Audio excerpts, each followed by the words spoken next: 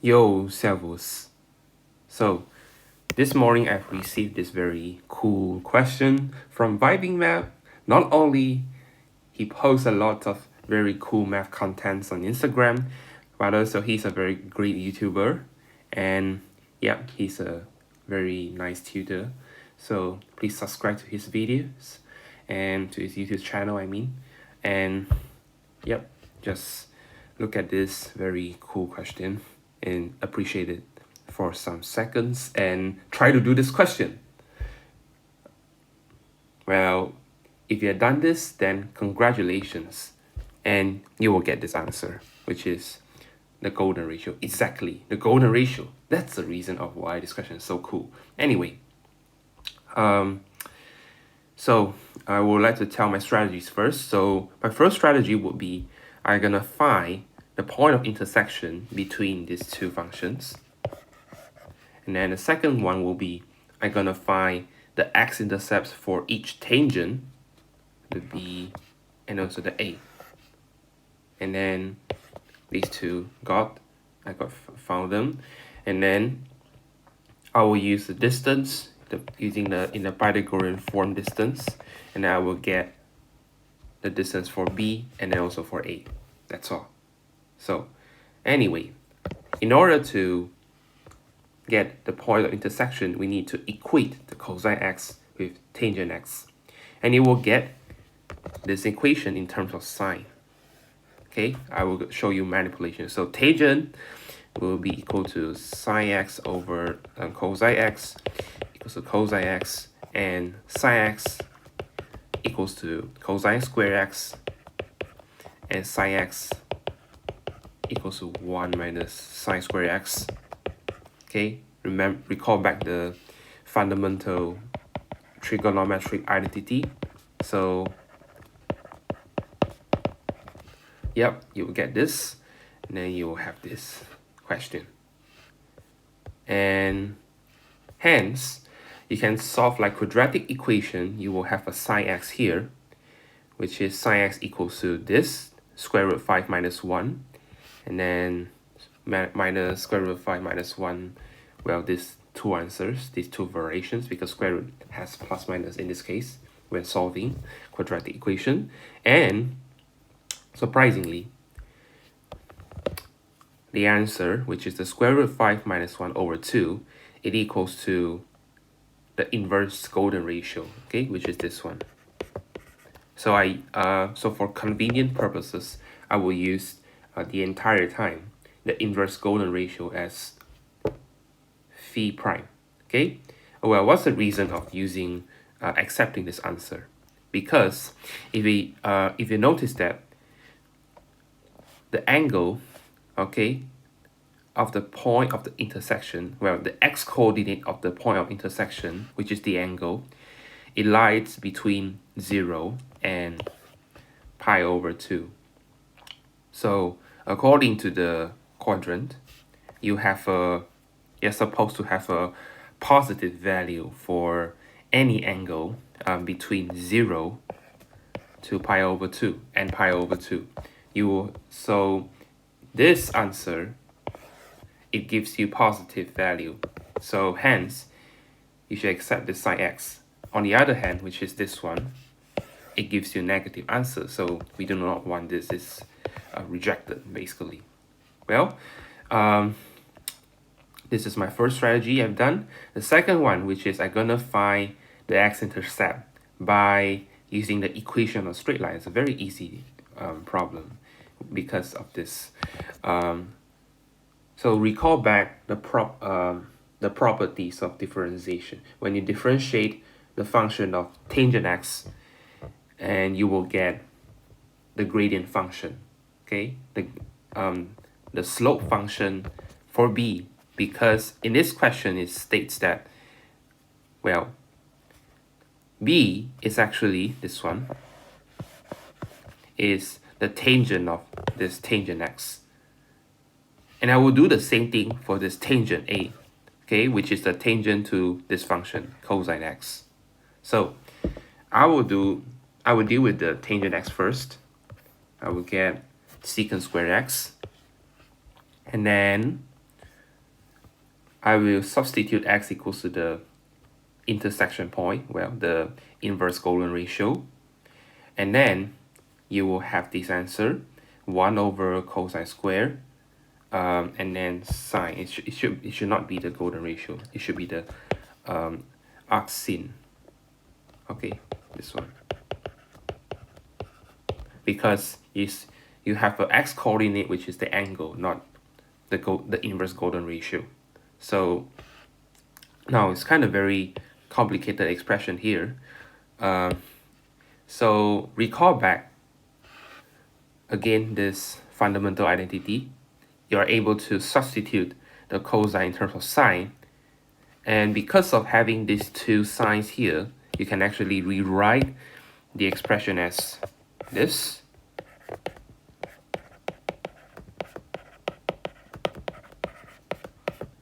which is a lot easier. And you know that if sine of the inverse sine of the angle, it equals to that angle, which is equals to that inverse golden ratio.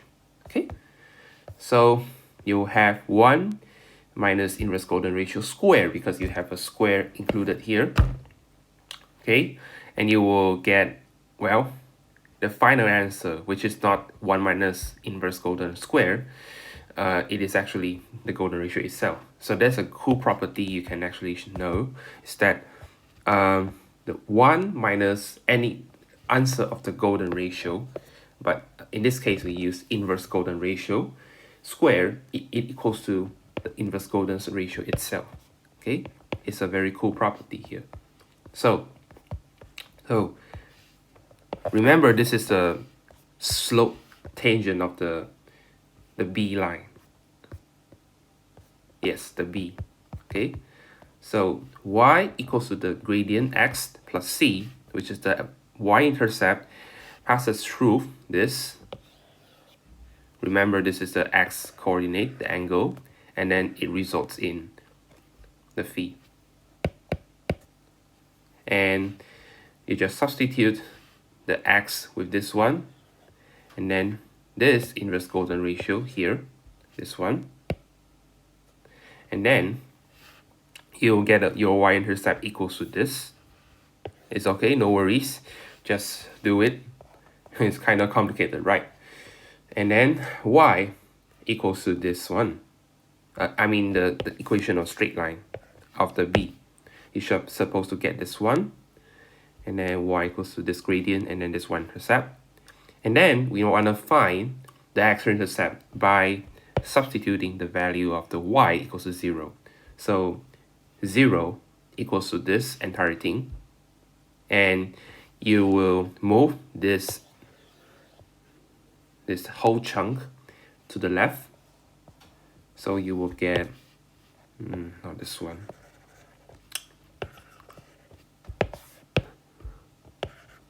but this one. And then you're supposed to get your x-intercept as, well, this one.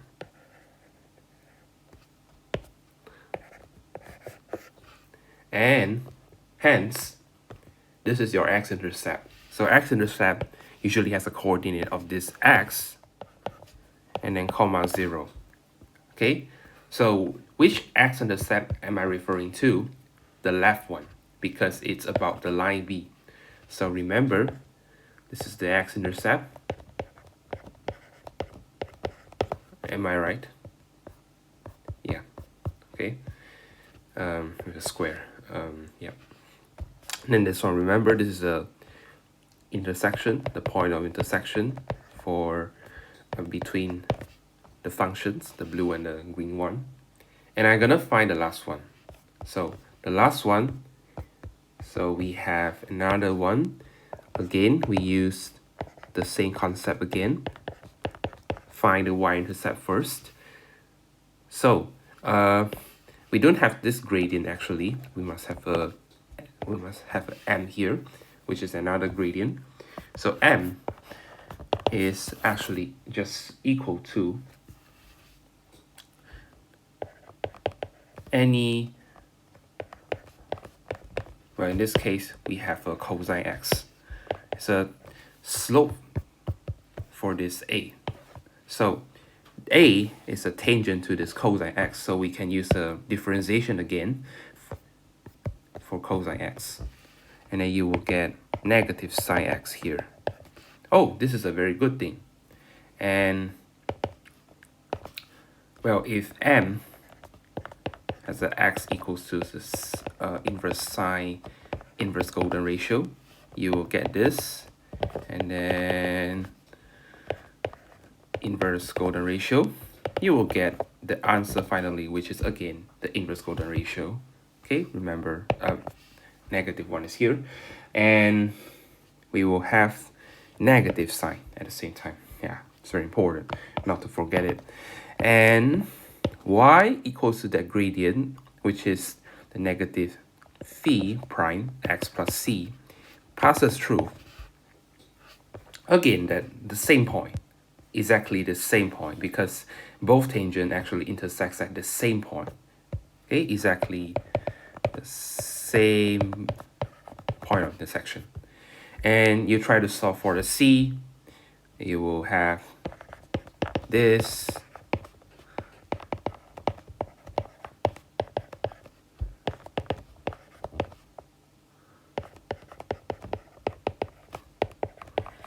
as the answer. So this is the y-intercept. Just keep it like that. And we will find for the x-intercept by substituting y equals to 0 in this case. Y equals to 0. Okay? Now we will have as a result 0 equals to the negative of the inverse golden ratio, x plus the entire chunk, and that's all. It's not yet. I haven't reached this step. Okay, now in this case I can actually just cancel this out, leaving negative x plus the entire 1 plus this inverse sine, and then x equals to this entire thing, which is another x-intercept. This is the x-intercept which refers to the tangent A. So we have another x-intercept finally.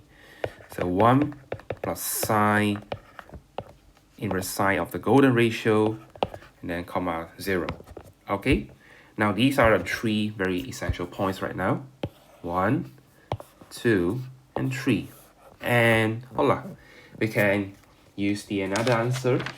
We can use a distance formula finally to find the distances of x and also y. So notice that I will draw back a triangle here.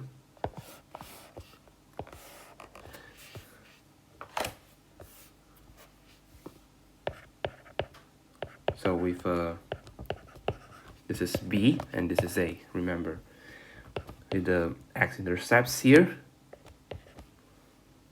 and then comma 0, and then this is 1,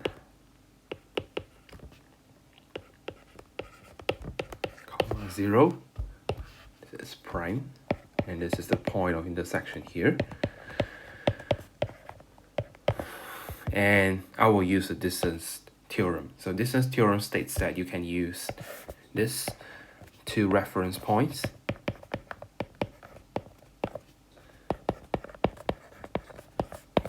and then you will get a distance with these two coordinates by using the formula, which is this one.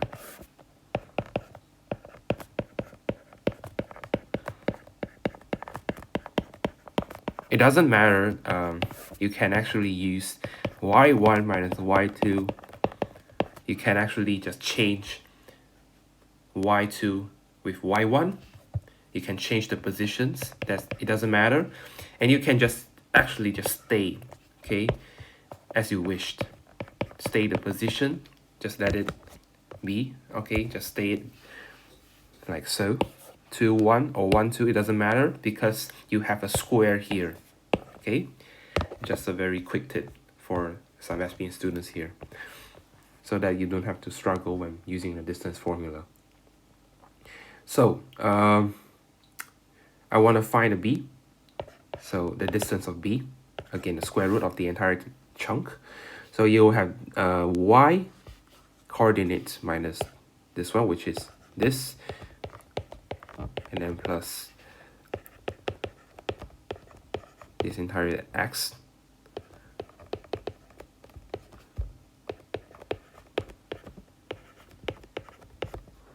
Okay, no worries, it's just kind of way more complicated, but eventually when you expand this in, you will get this as a result, plus nothing but just this. Excuse me.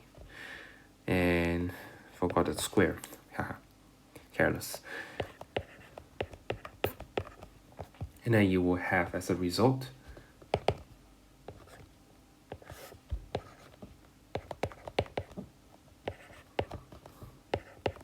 this one. And then for a, you'll have the same concept, the entirely same thing. You will have also this minus 0, and then plus this one,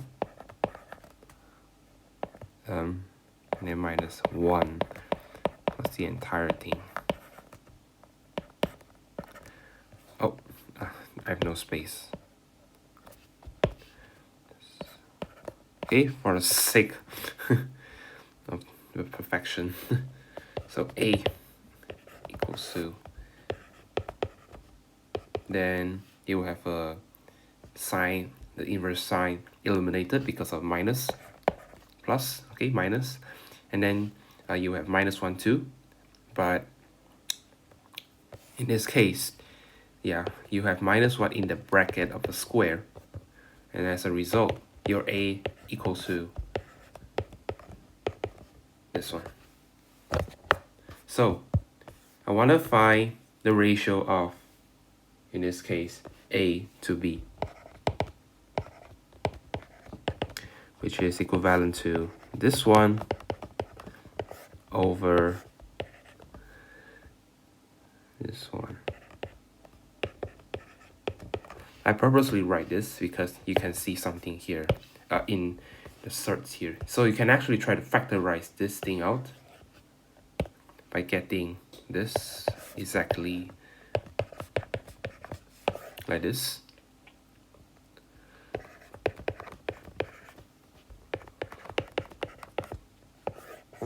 And surprisingly, you can just cancel